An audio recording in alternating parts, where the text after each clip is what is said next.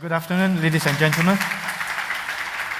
The session that we are having today, this afternoon, will be in Mandarin and English.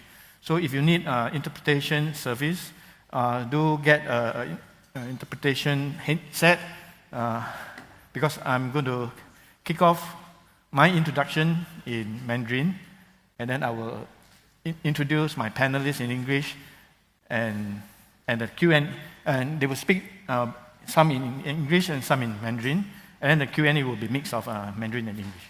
So if you need the headset, do get one. Okay, let's get started then. 这两天昨天一整天我们谈的主要呢是政治性的、政治层面的这个课题我们谈这个地缘政治。我们谈国际外交那么今天上午，包括刚才的那两场我们呢就聚焦在比较经济性的课题。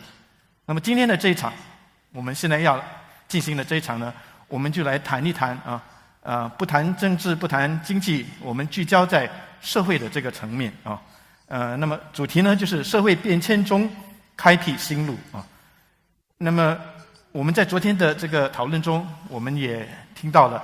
说李光耀先生他自己也经历了人生的许多的变化包括说他一生就需要学4首不同的这个国歌那么 anthems in his one lifetime. He also mentioned before. You have plans, you have dreams, but every now and again you have to take uncharted roads 我想这个就是变化所带来的一些不确定那么如果我们回顾 So if we were to look back at the past 5 years or the past 10 years, we realize that we are living in an era of changes, of wars, and of great changes in the world. Geopolitics in the world have also undergone tremendous changes. Technology changes have also disrupted a lot of business models. It has also change the way we live our lives. How do we work? How do we learn? How do we get hold of information? How do we consume? How do we purchase? How do we travel from one place to another, including the way we communicate with each other? How do we communicate with our friends, our families? How do we travel? How do we holiday overseas and enjoy ourselves? These are all very different from what things were like 10 years ago. At the same time, we have also seen how societal values and thinking and mindsets have changed. In the past, some thinking which were considered very avant-garde have now become the mainstream ideas today in society. At the same time, we know that with the changes in mindset and thinking, societies are also in the midst of transformation, and all these changes will not come to a stop. Earlier, we also heard that the only constant is change. As society changes accelerate, be it for the country, be it for the business or for individual, how then can we find our way forward to forge a new path for ourselves ahead without being lost in this era of great changes? Today we have 3 speakers, and we hope to be able to demystify. Let me start with my immediate right, Dr. Xu Li. He is the chairman of the board and CEO of SenseTime, which is a leading AI software company focused on creating a better AI-empowered future through innovation. Listed on the main board of Hong Kong Stock Exchange, SenseTime focuses on AI research, developing scalable and affordable AI software that benefit businesses, people, and society as a whole. Dr. Xu Li graduated from the Department of Computer Science at Shanghai Jiao Tong University and obtained his PhD in computer science from the Chinese University of Hong Kong. And then we have, of course, Mr. George Yeo. He is currently a visiting scholar at the Lee Kuan Yew School of Public Policy of the National University of Singapore. But I'm sure most of us will remember him as the former Minister for Foreign Affairs. Indeed, he had served 23 years in the Singapore government from September 1988 to May 2011. Besides serving as Minister for Foreign Affairs, he was also Minister for Information and the Arts, Minister for Health, and Minister for Trade and Industry at different times. When he left politics in 2011, Mr. Yeo was with Kerry Group in Hong Kong. He was the Chairman and Executive Director of Kerry Logistic Network from 2012 to 2019. And then to my furthest right, Mr. Andy Budiman. Although you are seated furthest away from me, but I thought I have a closest connection with you because both of us can be said as media people, media person. Mr. Budiman is the CEO of KG Media, a leading multi-platform media group consisting of print, broadcast, and digital platforms in Indonesia, with the largest digital assets, integrated advertising services, and marketing solution. And as CEO, he is responsible for the media group and lead the media group through a dual transformation process. So let's begin. I will throw a kind of a more open-ended and a general question to my three panelists, and based on your field expertise, to share with us your take. So how do you see the societies around the world evolve in the past 10 years, and what are the major shifts around us, including in technology, in media and culture, and how do you see these shifts shape the future of our societies? Maybe I will start off with Mr. Yeo. Mr. Yeo, please. There's a sense that history is accelerating, and we're all struggling to catch up with changes in the world, feeling that there's so many things we don't understand, and so many things that we may not even be able to catch up on in technology, in knowledge, in so many fields. So people are troubled. People feel unsettled inside. It may be possible to look 1-2 years ahead. Beyond that, it's foggy. So how do we deal with this new phase in world history? I was many years ago an engineering student, and it is not easy sometimes to analyze transients, but we can analyze steady states. So we may not be able to envision what the world will be like in 5 years. But there are certain things that we can be sure, to a point, will crystallize in, say, 20, 30 years. And then between one steady state to another, you kind of say, okay, there will be confusion, but it tends in a certain direction. In a sense, we are in a great transition to a multipolar world. And this multipolarity is in different dimensions. By 2050, half the world's babies will be Muslim. 40% of the world's babies will be African. And by that time, barring some huge cataclysm, China's economy may be the size of the US, EU, and Japan combined. But nation-states, as a political construct, we know, have been weakening. And we had Westphalia in 1648, which created the sharp divisions between nations for a few centuries. But the ability of a nation-state to keep you within its borders, to employ legal force on you, to tax you, that has weakened. And all of us now have multiple loyalties. So patriotism as a strong force has weakened. Other forces, which are more tribal, religious in nature, have become stronger. So it's a kind of a fuzzier neural network in which we live in. The values now will be multipolar. Regulations will be multipolar. The financial system will be multipolar.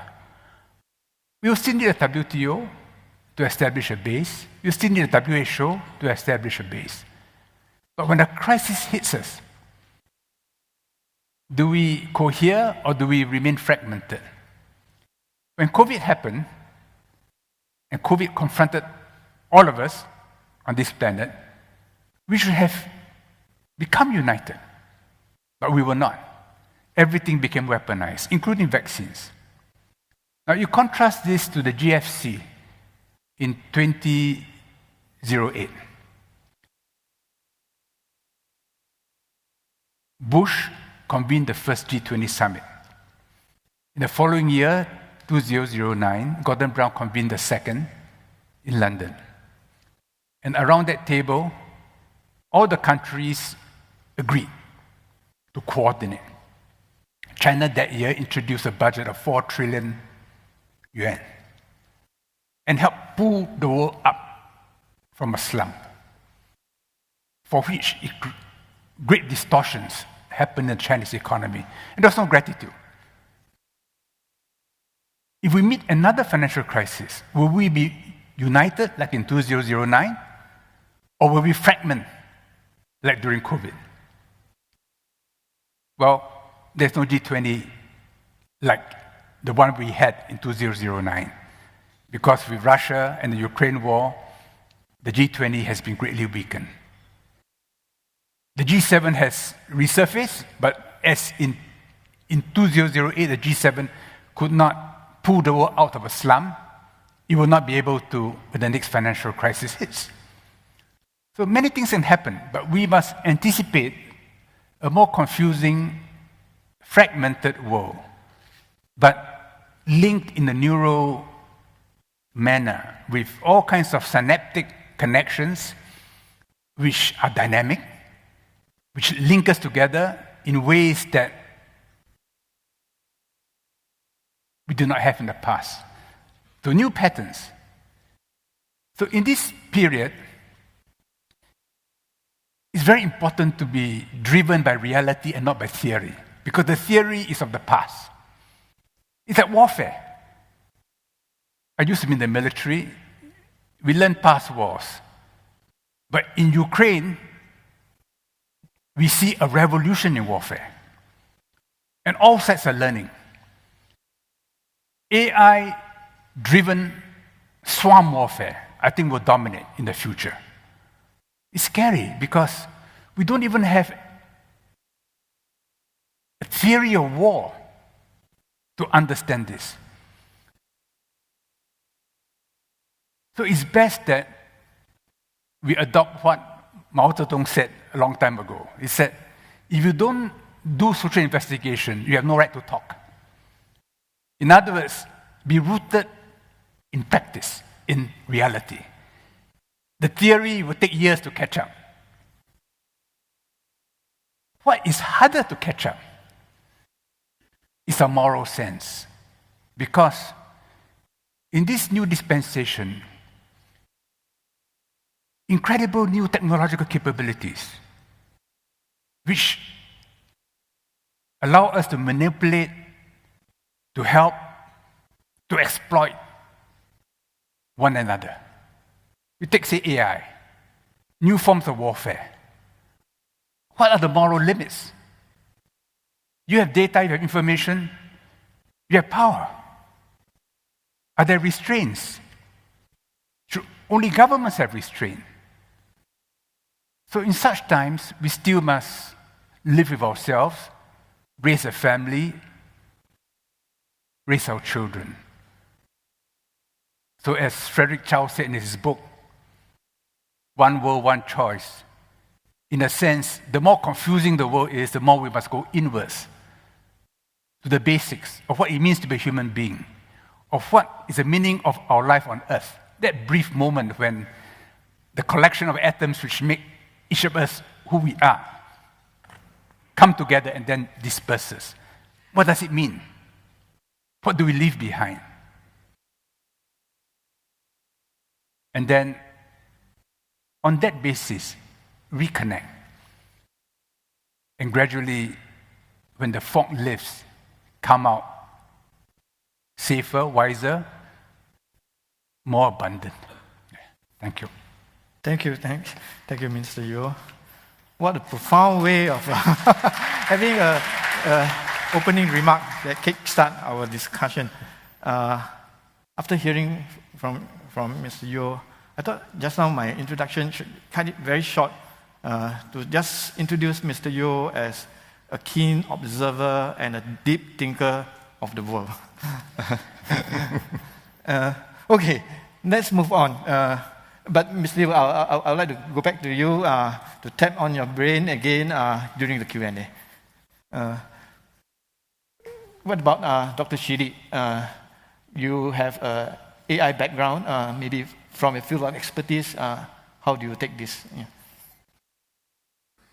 好的，很感谢啊，我就用中文来去简单的讲一讲我们关于这个科技创新的一些观点啊。刚才也提到了人工智能啊，我们是人工智能的从业的，所以我想也看一看，一起来展望一下AI 对未来的一些影响。那么过去10年呢，如果说技术，我想人工智能肯定是最重要的科技突破之一啊，也影响了我们的社会的方方面面。 Breakthrough and has affected us a lot of times, in many areas, and has a lot of deep impact. And based on my experience and based on the industries and our clients that we serve, in fact, it will affect very deeply in the few aspects. One is that AI will accelerate our basic understanding of the world, and it has transcended boundaries. A lot of times, sometimes it's just a flash of insight. Sometimes just a flash of insight.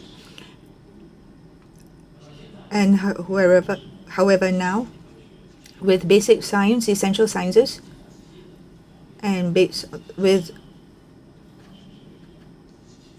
I call it there's a new paradigm where the machine will start thinking, and so this understanding of the world, we can see a very big breakthrough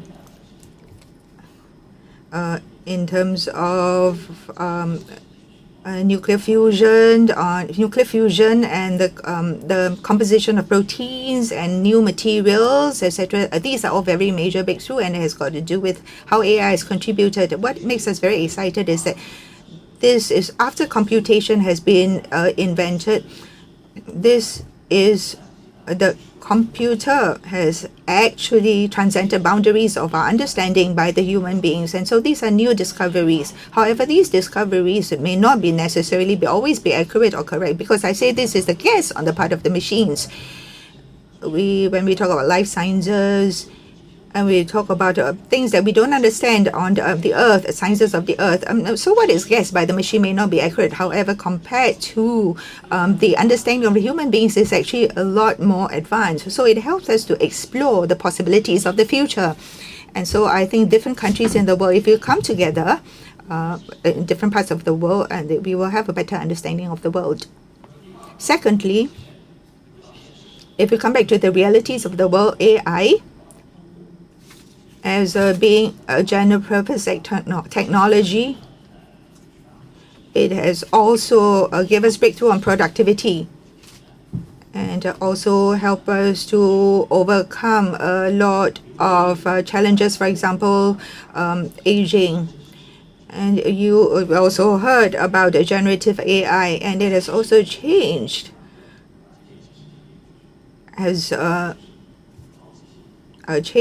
the operating system as well as the machine. And so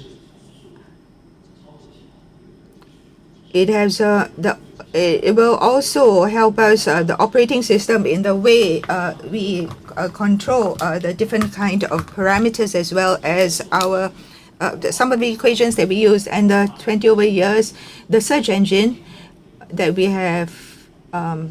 We have seen a different interface on the search machine, and it's also changed the different business logics as well as the business models. And the other kind of generative AI has also helped. For example, when we write reports and different kinds of content that will be generated, and it's also increased efficiency and also provided more windows for the way they produce on the part of the different industries. In the past few years, we see that there are two breakthroughs. One is cognitive intelligence. And so the content is being compressed. In the last few years, what we see, the new kind of generative AI is something that is in a completely different direction. It is something that's from something that's a very and it becomes very it sounds as though it's very haphazard. For example, in the writing of the script of dramas, scripts, etc. And so if we say the two different very important tools, one is we do see that the new kind of tools that are being produced and increases productivity. And thirdly, AI also helps us a better connectivity between the virtual world and the real world. And so it is very important for these experiential tools, whether it's augmented reality, whether it's interactive experience, or whether we talk about the recreation or reshaping of digital assets, etc. I mean, we can see from the picture, everything becomes more real, and also interaction has also become more intelligent and more smart. And as we explore the different logics, we will see a new digital world, and it will provide for digital for the companies a different kind of world, a different kind of possibilities.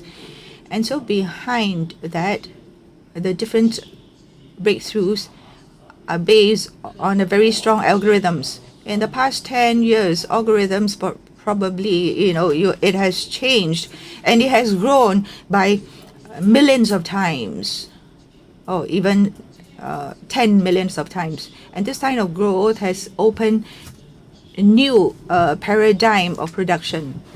And so if we look at the past production elements, if we say that data is very important, and we talk about the three kinds of breakthrough, and indeed that this is a very important breakthrough for us. And so for us, we also have a new power. We are in Shanghai. We have a new facility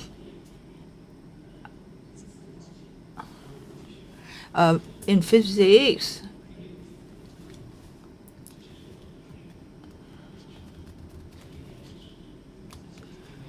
And so we have this ion collider, and without which we won't be able to enable a lot of new technology and new possibilities that can come up with. So this ion collider, this is very important. And AI is, in fact, was being brought up in 1956. And so I believe that in Singapore, you will be able to integrate a lot of all these kind of with software, hardware, as well as algorithms, and integrate everything together to give you more possibilities. And with AI that gives us new possibilities, we will use this as an opportunity to serve the new paradigm. And also mentioned in 1955 and 56, the first time when we brought up this possibility, this term AI, this technology, the understanding and the scope of it has actually gone through a lot of changes. And people who are in innovation, businesses that are in innovation, they also have to adapt and learn and adapt themselves very quickly, and the way they think also. And so I also thought that Wang Yangming, he mentioned that as we understand as we move along, and we move along as we know. So you can't say you understand everything and you move, or you move and then at the end of the day, everything has to happen simultaneously. You need to be very prompt, and as you execute, you adapt accordingly. It's a bit difficult to understand, but however, it says if there were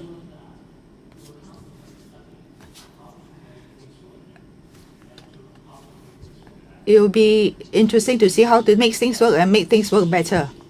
So it's about continued learning.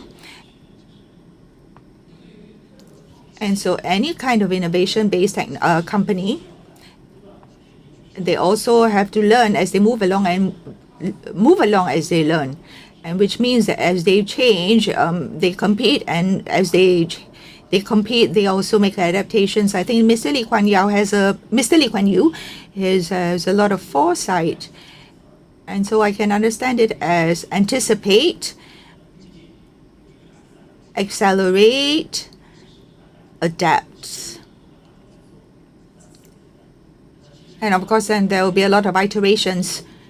And Singapore also understands the importance of smart technology, and also is driving a lot of the traditional companies and factories and production methods to move towards digitalization, and has also tried to connect the universities, tertiary institutions with the industries.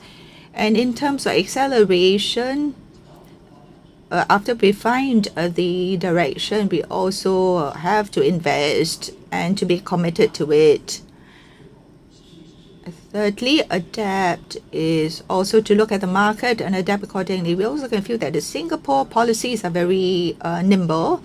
However, there are a lot of challenges and there are a lot of changes, and companies should also adjust themselves and adapt themselves. And we are in a place where we are in a turning point where technology is changing very quickly, and Singapore being a very inclusive society, there's a lot of space for the innovation-based companies to move along and to grow, and we also aim and aspire to grow together with the other companies as well as in Singapore.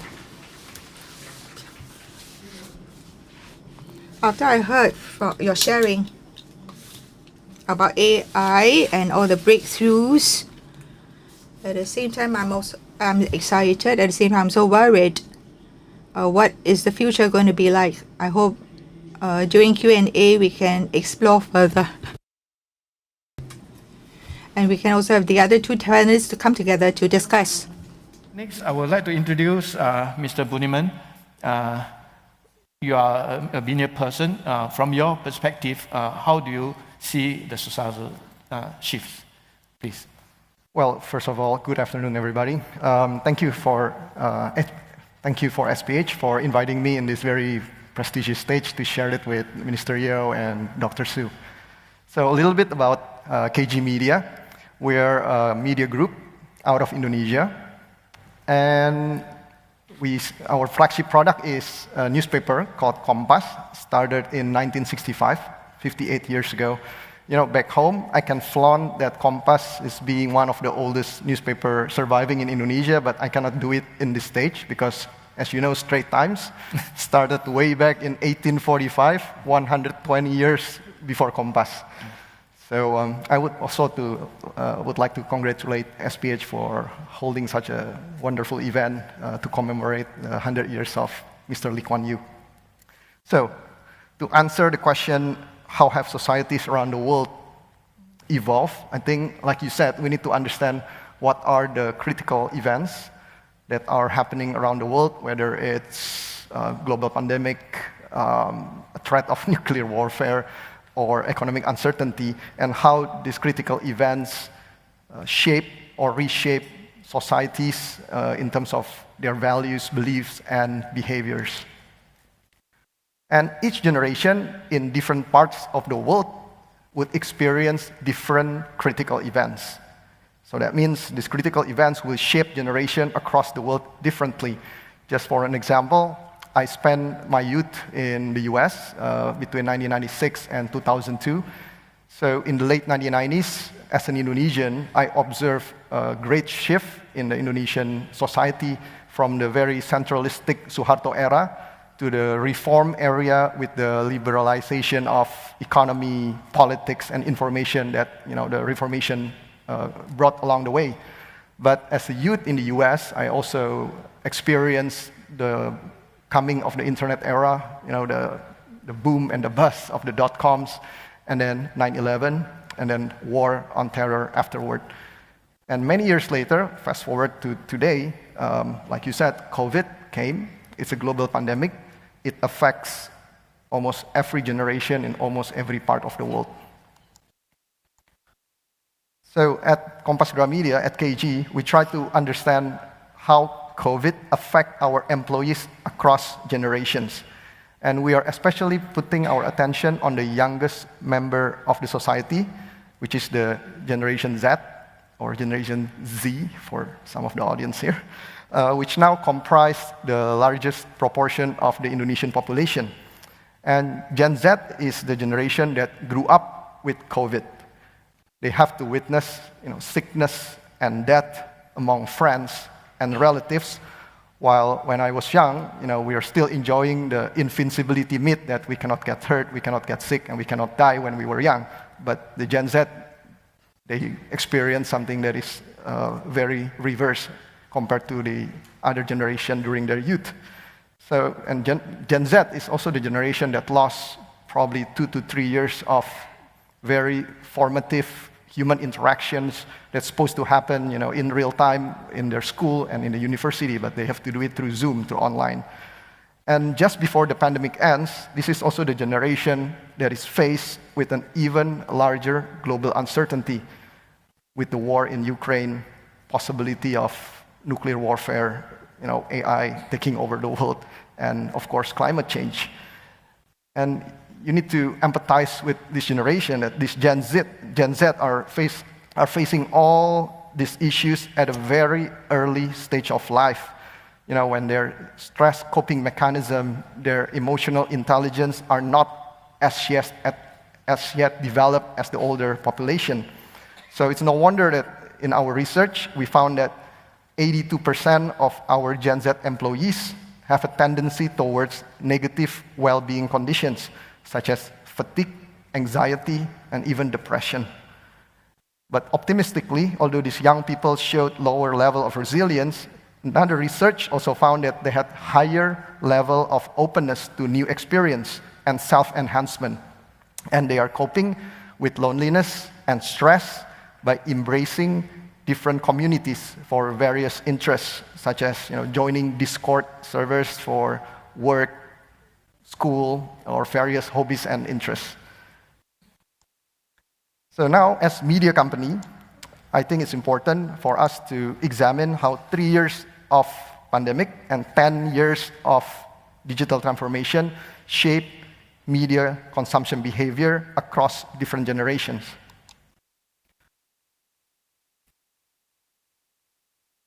And these are the results of our study on news consumption behavior.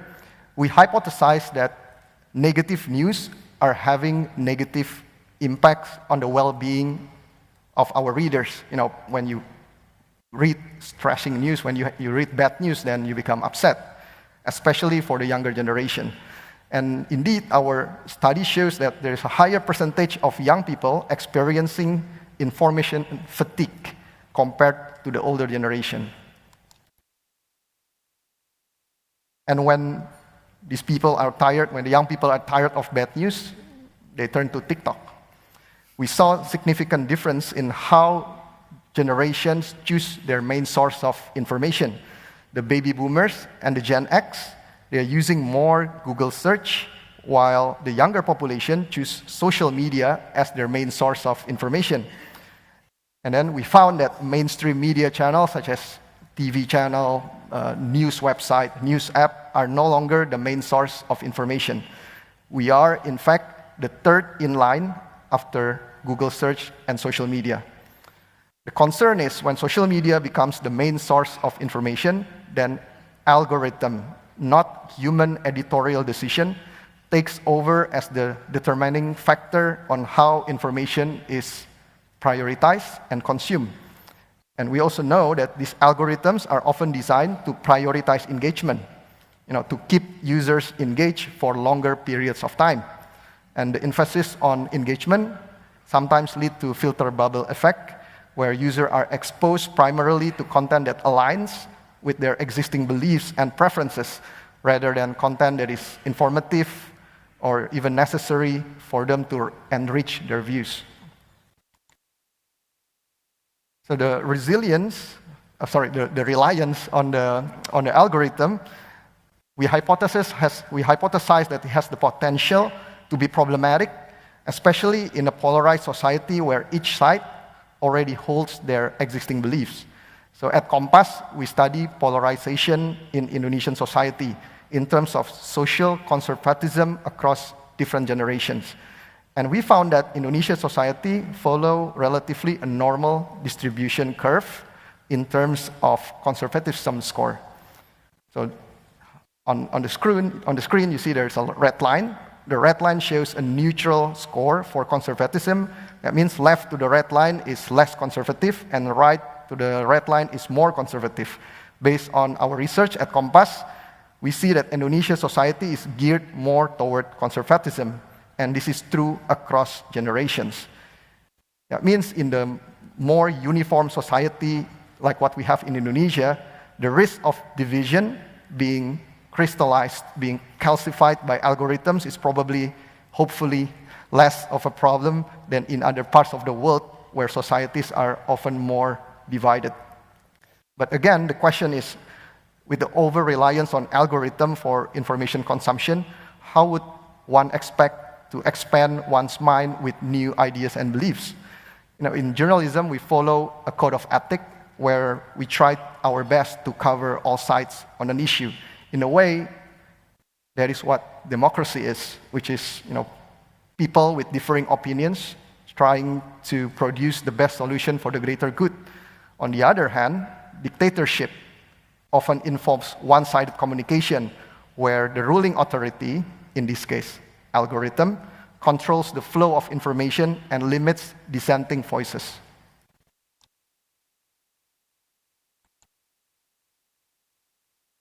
So with all these issues and these shifts in media consumption behavior, how should a media company forge a new way? For years, media makes money from either advertising or revenue coming from our users, such as subscriptions. And all media share the same model, whether we are print media, broadcast media, or digital media. But what makes us unique as news media is the trust and influence we have earned from the journalism we provide to various stakeholders throughout the years. And the next question is, how do you turn influence into income beyond the current ways? This is very new data, the latest data from an association of news publishers around the world called One IFRA. This is how news media across the world try to diversify their revenue stream. More than half of revenue of news media companies still comes from print, meaning print circulation and print advertising. And digital advertising actually takes a relatively small proportion of less than 10% of the total revenue, while digital subscription is going up, reaching 18, almost 19% of the total revenue. The exciting thing is that 20% of revenue of a media company is now expected to come from new streams of revenue outside advertising and subscriptions. This includes events, like what SPH is doing today, and then funding, collaboration with platform, and providing various business services. At the end, to forge a new way, we believe in dual transformation approach. The first transformation A, is how to increase the resilience of our current product, our current business model, to serve our readers who have grown up or even grown old with Kompas. While at the same time, we need to be relevant to the younger generation and finding new ways to capture value from a new audience that previously never subscribed or probably never even read a newspaper. Yesterday and today, we have discussed a lot about ideological versus pragmatic approach on national and geopolitical issue. And we at media companies, we are facing the dilemma, the paradox, the yin and the yang, whether to focus on short-term or build for long-term interests, balancing between adaptation and aspiration, exploitation and exploration. These are the complexities that we leaders face today, and I think this is where our sense of purpose is really important, because they serve not only as a strategic compass, but also as a moral compass on how we want to move our organization today and to the future. Thank you. Thank you.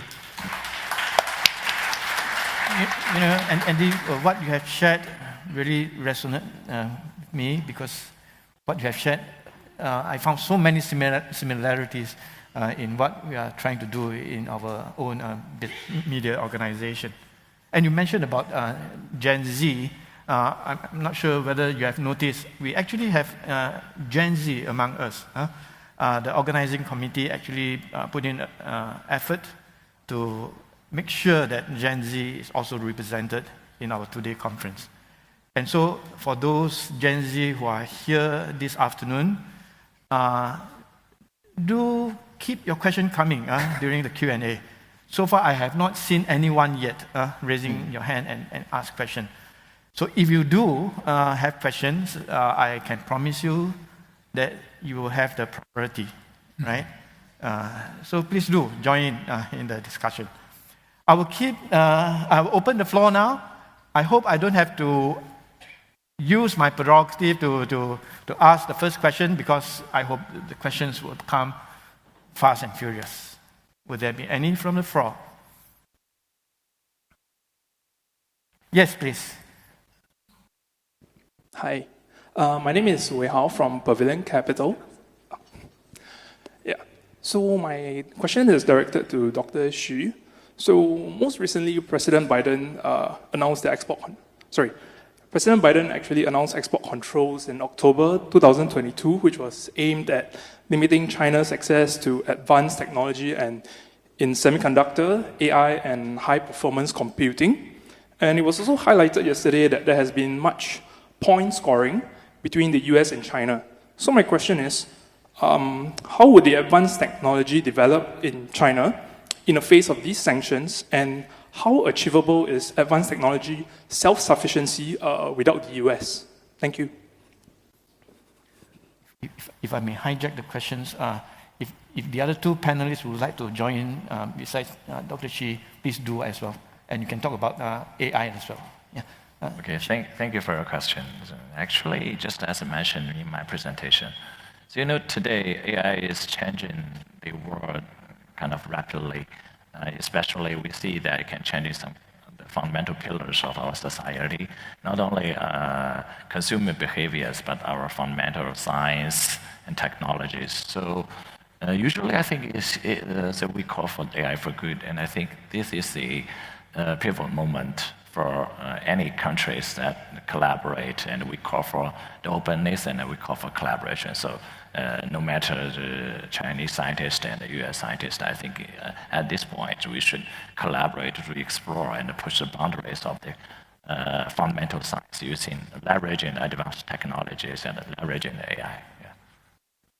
That's my point of view. Mm-hmm. Thank you. Yeah, my answer probably is not specific to AI, but you know the development of digital technology now allows content to travel pretty much borderless. Mm-hmm. And technology allows people to get together, whether playing games, using the same social media, even watching the same movie. We enjoy movie that is not only coming from our country, and that's all thanks to the digital technology that allows that to happen. So I'm trying to be optimistic here, but hopefully that will create a lot of common grounds for the future generations compared to the older generations, where they like the same things. So when they sit down in the same negotiation table, probably at least they have something in common compared to the previous generations. Mr. Yu, the US can slow down China, but it can't stop China. And it will probably make China stronger, because they are now forced to become self-sufficient. So the greater the challenge, the greater the response. But it's not good for the world. There'll be growing polarization. What is troubling is the new technologies, AI, the biotech revolution, quantum computing, will create new divisions in the world. Not all countries will be equally able to adapt. Some will adapt much faster than others. Some cultures will adapt faster than others. Because attitudes vary from culture to culture. In the West, privacy is important.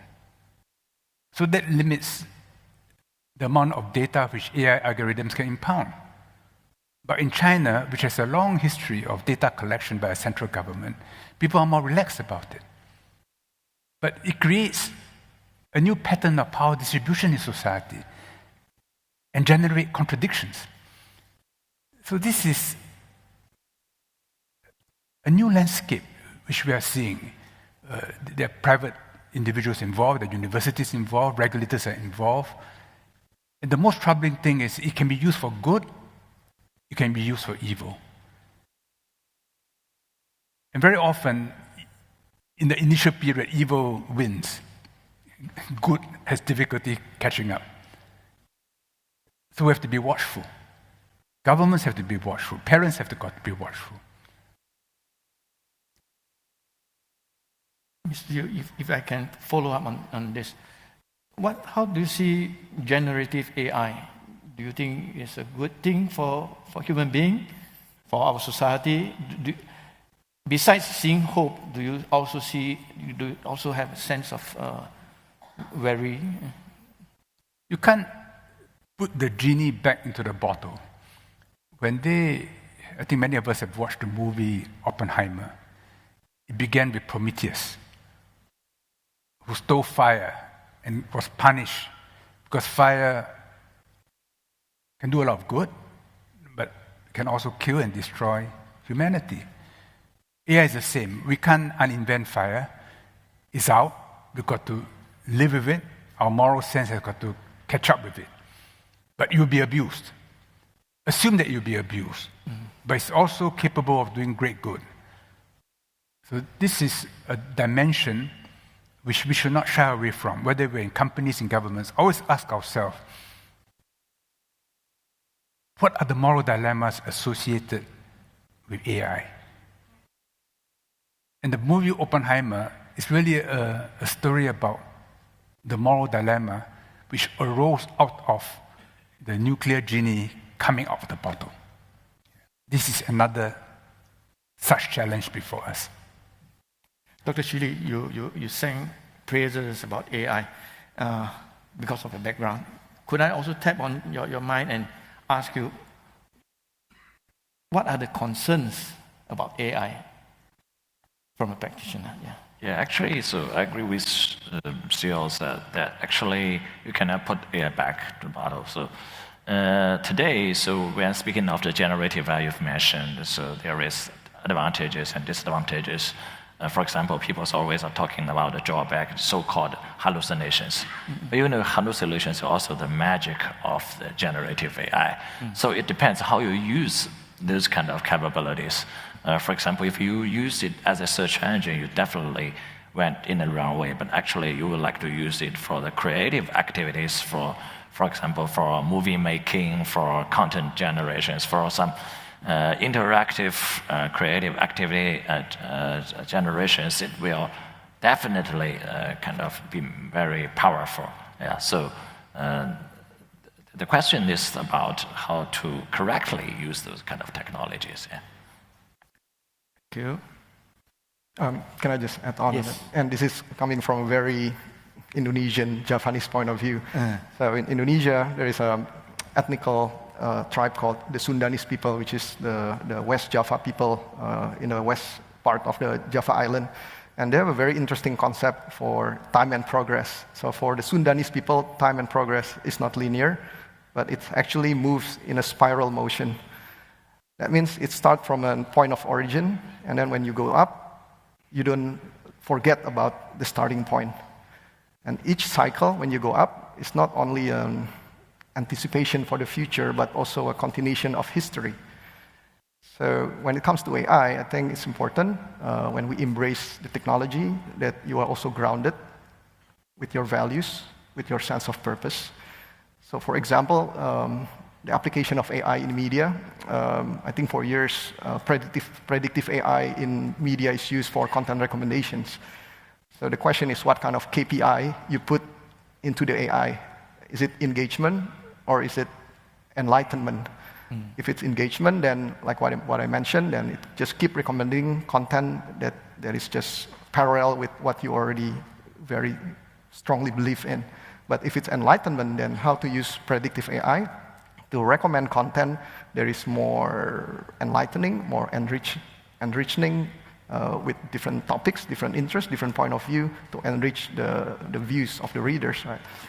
And when it comes to generative AI, we see the possibility of the proliferation of content because now everybody can create content in quality and in quality, quote unquote, and in great quantity.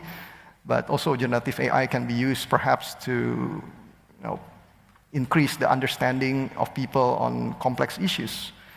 So these are the application of the same technology, but the outcome can be very different depending on the purpose that you set into the technology.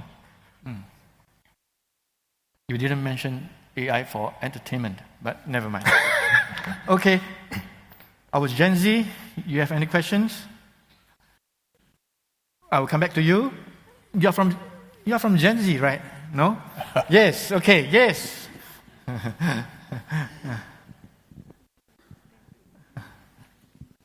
All right, thank you.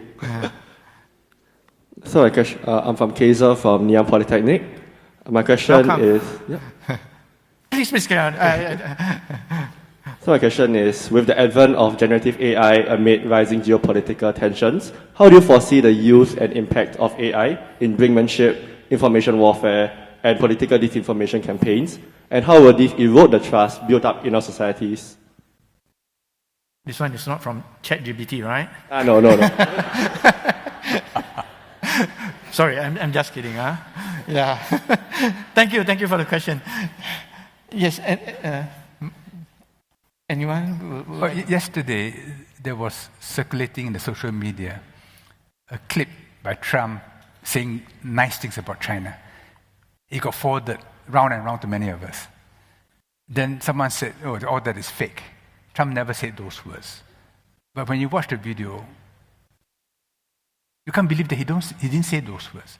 So the fakes are so good now that it's not clear what we should believe when we see something on the screen or on our handphone. It's a bit scary.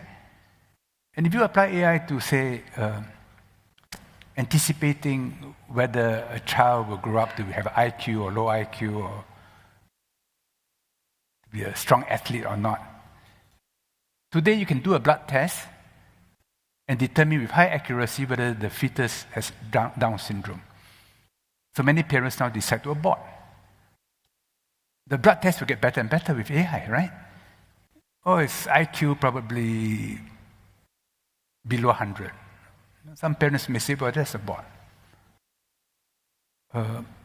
You grow up to be too tall or too short, let's abort. Now, we begin to see each other in that way. I'm a board member of AIA, and we know that our ability to assess risk will become finer and finer with AI. Laws do not allow to discriminate, but we do not have to market insurance to everybody. We should market insurance to only those who are good risk, and therefore provide them better products. Then who will look after those who are poor risk?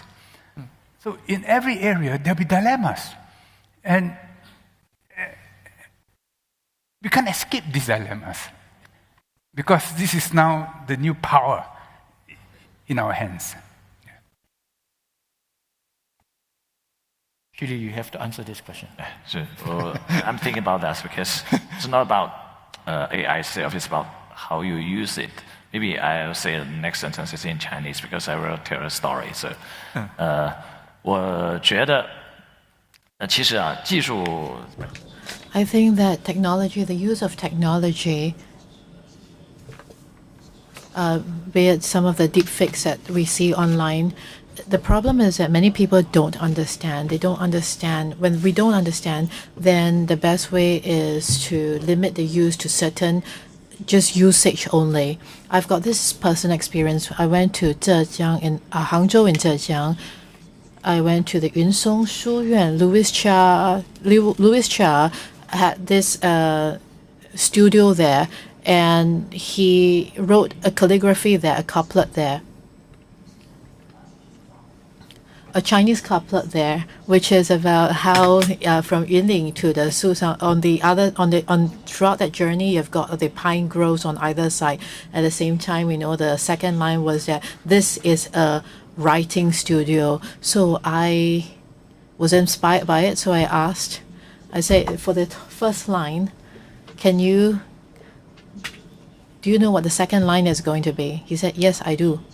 This is based on the machine learning, and he came up with a second couplet. So when we heard it, we felt that it writes even better. It came out even better than what the Louis Cha himself had said, because now it says that on the north and on the south, on the sides we have the lakes, and on the front we have Qiantangjiang, the Qiantang Lake. So in other words, when Louis Cha wanted to describe this using his Chinese couplet, he wanted to describe the beauty of Hangzhou. And so what my point is that if you just want to describe something, then AI is a very good tool. But if you want to create something that's entertainment tool, then AI will be even better. It will astound you. So my point is, how do we try to limit its use in the area that is most appropriate for its usage? Then I think this is something you need to look into. So when I was listening to all this, I was wondering how the interpreter was going to do with the Chinese couplet. Did you need AI to help the interpreter interpret all this? Perhaps the result will be even better. Yes, so if we put the AI in a spectrum, like we as a media company, are we optimistic about the use of AI? Somewhat optimistic. But then if you have another spectrum, are you worried about AI? Then very worried. So there's a gap between the optimism and the worry that we media companies have when we see AI. So currently, Reporters Without Borders, Reporters Sans Frontières, is actually trying to come up with a guideline for the use of AI for media companies. So when I met the representative from RSF, from Reporters Without Borders, I asked him, does this guideline cover the principle of AI development in the global platforms, in the likes of OpenAI, Google, Microsoft? And he said, no, this is just the guideline for journalists, for media companies. So my comment was, well, that's like trying to create rules of engagement for the use of rifles, while the big boys, they have keys to the atomic bombs. So I think it's very important. Hopefully, the government of the world come up, with a proper guideline for the use of AI, especially by the big platforms, by the big technology company, who have a lot of financial motivations, and hopefully also enough restraint when they do a lot of interesting things in AI. Thank you. We may have time for maybe one last question. Yes, please.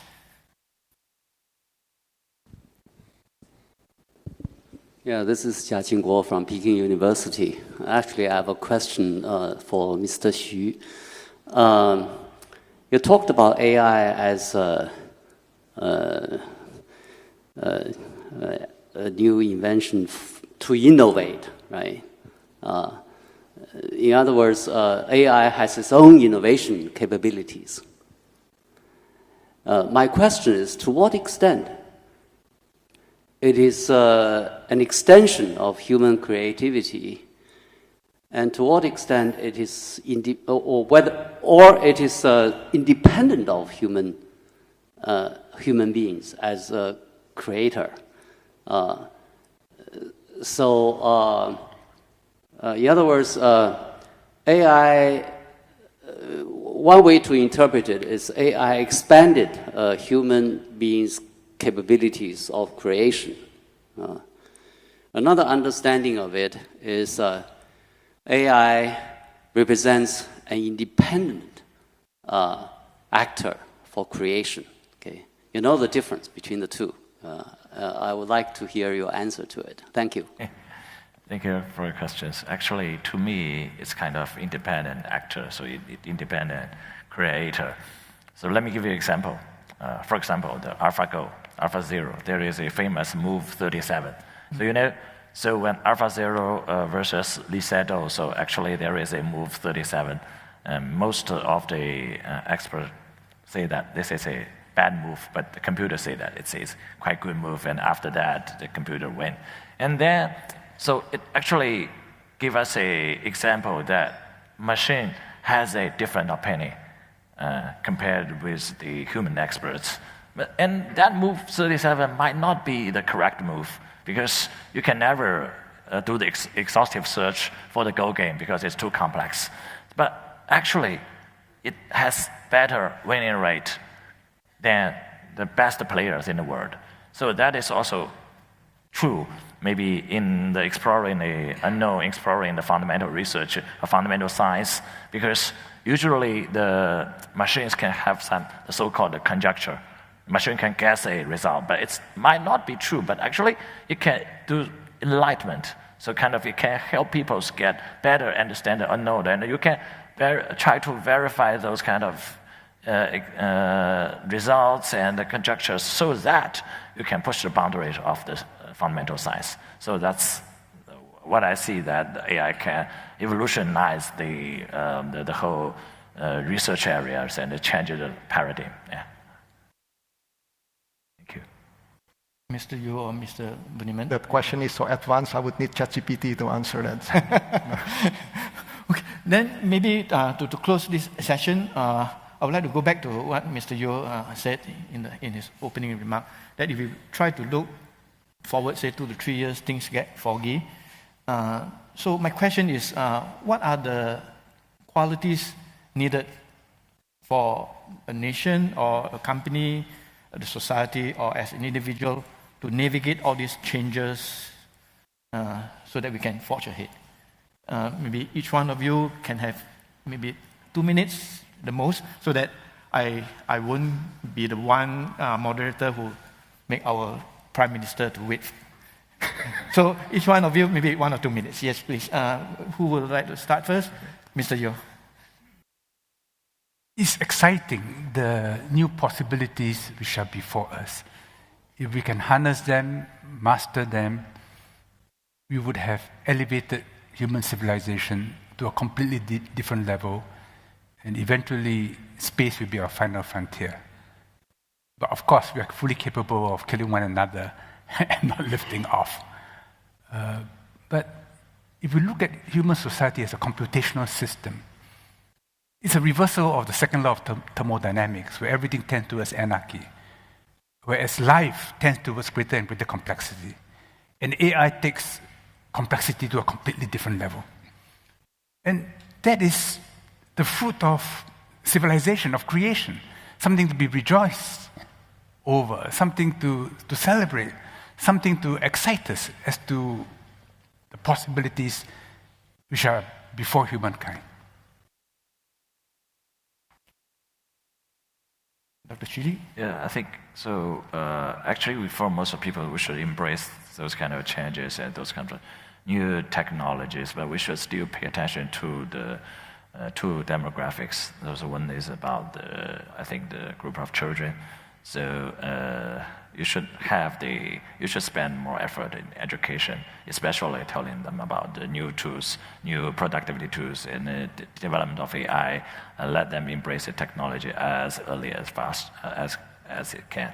And also you should pay attention to the elderly people, because they are typically called the digital divide. So usually for building the new products, you should be elderly friendly so that you can actually eliminating the digital divide and to help the society.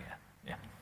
I think it's very important to be able to distinguish between a situational change and a fundamental change, because a fundamental change in society, in behaviors, would require fundamental change in our organization, whether to forge a new business model or to shape a new product. And the fundamental change requires a lot of effort, a lot of time, a lot of resources. So the earlier you catch on the change, then the more time, the more resources you can set aside to prepare. And the second one is, again, it's a debate between whether to be ideological or being pragmatic. But unfortunately, we news institutions and journalists are hopelessly ideological. But I think sense of purpose, sense of ideal is quite important in the time of turmoil, which is, I think, what we're all experiencing today, because it gives us, it gives our team the right motivation, the persistence, the resilience to be able to adapt, to survive, to thrive in a very uncertain environment.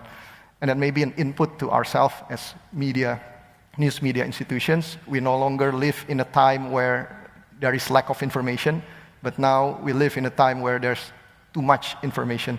So I don't think our readers require us to, most of our readers would not require us to produce just more information, but to provide them with knowledge, with insight that help our readers make sense of this very complex issue that we have discussed in the past 2 days, and hopefully, helping them to find their way to cope with the very difficult situation ahead.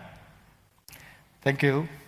So at this juncture, I would like to invite all of you to thank our 3 distinguished panelists and also the Gen Z who asked the question. Give them a round of applause.